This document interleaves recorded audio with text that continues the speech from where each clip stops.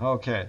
Well, it's almost like an old home week to hear in person Richard Schloss again. I haven't seen Richard since something like 2007 in Santa Barbara, when he very kindly loaned me the artwork for the 2008 Santa Barbara Chamber Music Festival poster, which I think we're going to sell a couple copies of down at what is the more important event. That's why I'm speaking with Richard Schloss today. It's at the Trowbridge Gallery in Ojai. He is the featured artist at Trowbridge Gallery. Now, I just noticed when I change goodies, it probably won't show up on the thing. When I change screens, sometimes it acts Oh, up a little bit. And what we're going to see are, aside from, I don't know, is it all your new work since you have moved to Marin? that's a variety, a I lot of think, different things. Yeah. yeah, but the focus is your new and incredible landscapes painted in the Marin area. And let me just do a little backup, and then I'm going to ask Richard if you could kind of repeat what we chatted about, just a little history of how come you went to Santa Barbara and all that. The amazing thing is that Richard Schloss, those who are not aware of my viewing audience, is so famous in Santa Barbara because of his amazing landscape paintings, but also his tremendous cityscapes of this beautiful city of Santa Barbara. And when Richard and his wife kind of left Santa Barbara for points back home, Richard will explain that a little bit.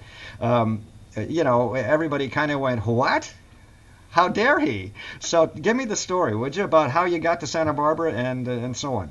Well, I actually grew up in the Bay Area, San Francisco Bay Area, but I came to college to Santa Barbara in 1971 and basically stayed like a lot of people. It was where I wanted to be. And I was a physics major the first year, and then it got harder and harder, and I kind of reached the wall where I was a little, I couldn't go beyond. So I started looking around. I took some drawing classes and decided to be an artist. So I came back my second year and started painting 1972. I And and it's uphill started history. painting the landscape maybe a year after that. I started going out and painting outside. So about 73 or something. Once I started doing that, that's all I ever did. And after college, that's how I made my living ever since. But the move, if you're interested in them, Yeah. the move, that came about 4 or 5 years ago. So I'd been painting in Santa Barbara for 35 years. And I was getting ready for a show, and I started looking around at where I wanted to go to paint, where to photograph, and every place I came up with, I realized I'd been there, and I painted that already, and I knew the best time of year and the best time of day to paint every particular spot. Everything that interested me, I had already done. Uh, and that had me start looking around. Plus, our daughter was coming up on high school age, and we started looking where we wanted her to grow up and where she wanted to go to high school. So we settled on Marin. Now, I still show in Santa Barbara. I still paint in Santa Barbara. I'm still well known there. I've just sort of expanded a little bit. The interesting thing was coming to Marin is I started seeing new places. Everything was new. Everything was different, and that's very exciting. It's the truth is, you can paint anywhere. When you're painting so many different things. You're painting the light and the atmosphere and the weather, the position of the sun, the light, which changes from day to day. Everything every day is different, so you can really paint the same thing all the time. In fact, I had a show, 12 paintings, and they were all the exact same view, but on 12 different days, and they were all very different. Amazing. So you can do that, but it does get a little boring, and there's an excitement to going to new places, and seeing new things. And that's kind of what Marin has become for me, something different and exciting. We spoke a couple of days ago about the difference that I thought and remember I'm the classical music guy. I hope I'm not getting myself in too much trouble here, but I mentioned to you that in seeing some of your new work, the Marin work, when I was last down at Trowbridge a couple days ago, what I thought I saw was a certain tremendous clarity of image, and what I mean by that is, in the Southern California landscapes, have that kind of dust in the air, the hazes and all that wonderful coloration and whatnot. We started to talk about it. You want to throw that at me and see if I'm all wet? Well, no, no, that's quite accurate, actually. Santa Barbara is kind of a unique place. I mean, it's not unique, but if you look at the globe, most coastlines run north to south. There are a few interesting places where the coast, shifts and goes east to west, like the Mediterranean, south of France, places like that. But Santa Barbara is one of those places where the coastline is running east to west. And what that does, you can compare it to Big Sur, for instance. Big Sur, the coastline is running north to south. So when the sun comes up behind the hills, the cliffs and the hills are in shadow. When the sun sets, it's hitting the hills and the cliffs straight on, so the light's really flat. In Santa Barbara, depending on the time of year, the sun comes up and glances across the hills and the cliffs and makes these really interesting shadows. Plus, the hills are very close to the ocean, and there's just tremendous amount of moisture in the air because it's right by the ocean. And that's kind of the combination of all that makes a kind of unique atmosphere in Santa Barbara. And it's true that different places have different kind of atmosphere, and Marin is totally different, and it is much clearer. The desert is a place where the air is really clear and it doesn't have a lot of moisture in the air. I tend to like the coastal areas that have moisture in the air. It makes a lot more atmosphere and more interesting painting. But yeah, okay. Well, can I jump in then? Yeah. So let's talk about your newer. And you are a plein air landscape Yeah. painter. You go out with it. And I do both. Oh, you I do small okay? paintings outside. Yeah. That was how I got my start. I was originally I only painted outside. And then I got interested in bigger and bigger paintings and doing more studio type techniques like glazing, where you put a glaze on a painting. It takes 15, 20 minutes, and then you have to let it sit for 4 or 5 days before you work on it again. So you can really only do that in a studio situation where you have a bunch of paintings going at the same time. Painting outside really requires an alla prima technique, which alla prima just means one layer of paint, because you don't have the time to put down layers and let them dry and put down another layer. But I do both. I still go out and paint outside small paintings, but I mostly prefer big paintings, and I paint them in the studio.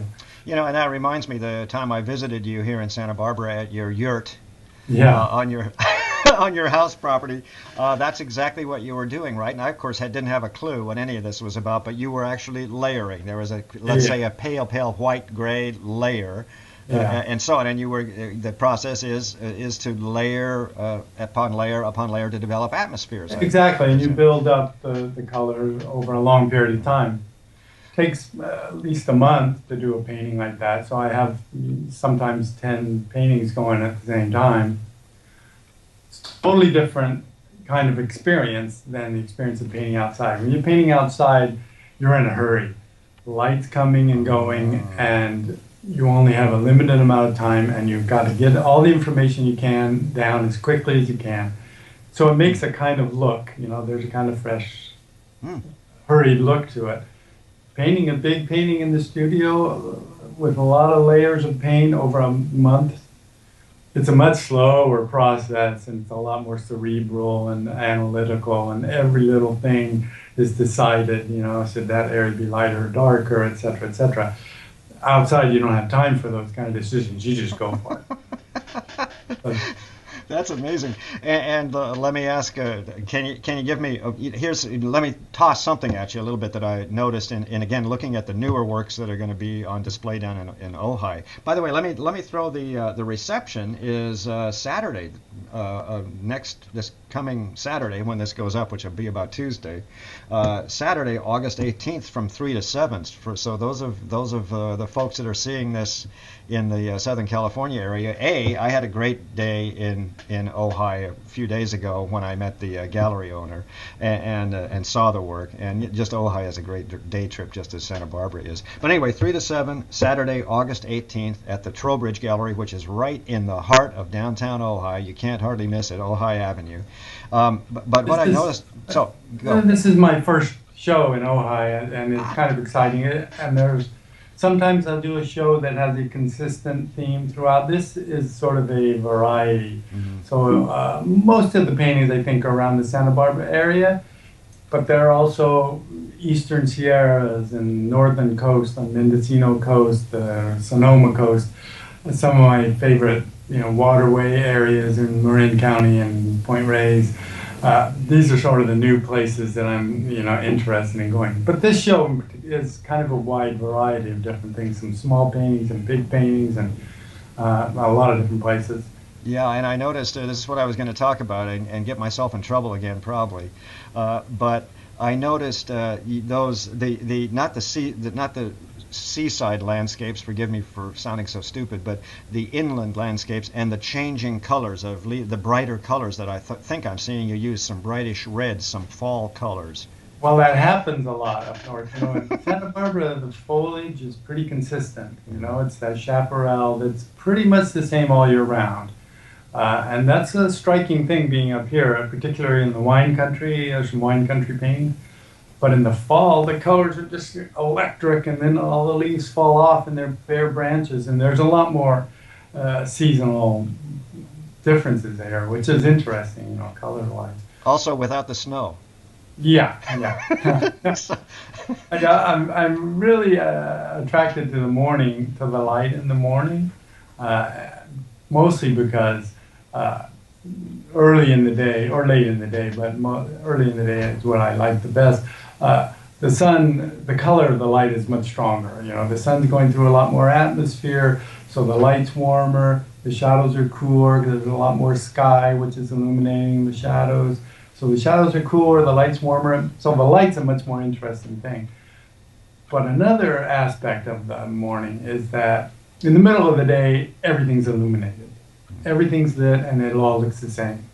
But in the early morning, there's a little area that's lit and the rest of it is in shadow. And light becomes part of the composition, you have to pay attention to where you put the light, and arrange it on the painting. And it simplifies things, because there's only a little bit of light. So what happens in the middle of the day, the painting is about the things. It's about the objects, about the trees, the land, the clouds, whatever. But in the morning, the painting's about the light. That's incredible. Light, Yeah, thank you for that. That was quite a lesson. And I've always been like that ever since I started painting. I think I realized right away, things are very simple and very interesting early in the morning. I wish I was a morning guy. I'm the critic fellow. I'm up late at concerts. Yeah. This morning thing, I don't know. Anyway, Richard Schloss, I think we've just about eaten up our 15 minutes we were going to allot to having a chat. I'm really looking forward to seeing you. And let me just kind of repeat the publicity once again. It's the Trowbridge Gallery in downtown Ojai on Ojai Avenue. Richard is going to be there for the reception of his work at Trowbridge on Saturday, the 18th. From 3 to 7, and I highly recommend folks come down and have a look and bring lots of money. All right, Richard, thanks so much. I'm glad we've been through a little bit of an ordeal getting Skype set up, but I think the payoff is beautiful. So I hope you'll be as pleased as I am. Yeah, it worked great. Okay, and we'll see you next Saturday. Wonderful. Okay. Thanks, Dan. Bye. Bye.